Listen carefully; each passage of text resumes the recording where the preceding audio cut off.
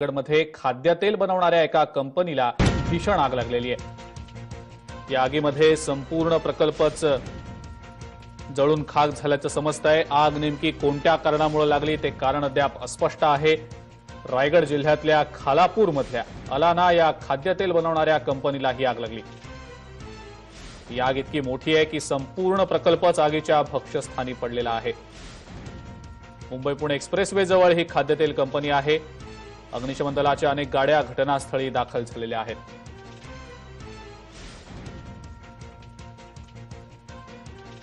आणि याच संदर्भात अधिक माहिती जाणून घेऊया। प्रतिनिधी सचिन कदम आहेत सध्या फोनलाईन वरनं। सचिन, काय नेमकी माहिती आहे? अजिंक्य, दुपारी 1 वाजण्याच्या सुमारास आग लागायला सुरुवात झालेली आहे। तिथून सुरुवात झाली आगीला आणि तरी आग आता तर कंडिशनला आटोक्याच्या बाहेर गेली होती। कर्जत फायर स्टेशन आणि इतर खासगी जे कंपन्या आहेत त्यांच्या या फायर या ठिकाणी पोहोचल्या, मात्र पाण्याने ही आग नियंत्रणात येत नसल्या कारणानं होम टेंडरचा वापर करण्याचा निर्णय घेतलेला आहे। आणि आता सध्या ह्या फायर कंट्रोलसाठी होम टेंडरचा वापर प्रशासनाने सुरू केलाय।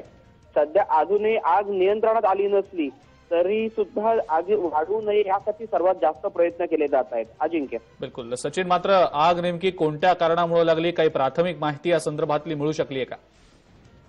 नाही, अजून पूर्ण यंत्रणेचं लक्ष हे आग नियंत्रण करणं अगर आग विझवण्याकडे आहे। जेव्हा आग ही विझेल पूर्ण आणि आतमध्ये कंपनीचे जे टेक्निकल तज्ञ लोक असतात ते आग जेव्हा जातील त्यानंतर याची कारण मीमांसा होईल। अजून तरी नक्की आगीचं कारण कोणतंही स्पष्ट झालेलं नाहीये। अजिंक्य, सचिन, धन्यवाद आपण माहिती दिलीत त्याबद्दल। या संदर्भातले अपडेट्स आपल्याकडनं वेळोवेळेला घ्यायच्याच आहेत। आपण पाहतो या दृश्यांमध्ये आगीचं स्वरूप खूप भीषण दिसतं आहे। संपूर्ण हा प्रकल्पच आगीच्या भक्ष्यस्थानी पडलेला आहे। त्यामुळे आपण पाहू शकतो या आगीची तीव्रता कशी येते। रायगड मधल्या खालापूर मध्ये ही कंपनी आहे, खाद्यतेल बनवणारी ही कंपनी आहे आणि सध्या ही आग विझवण्याचे प्रयत्न सुरू आहेत।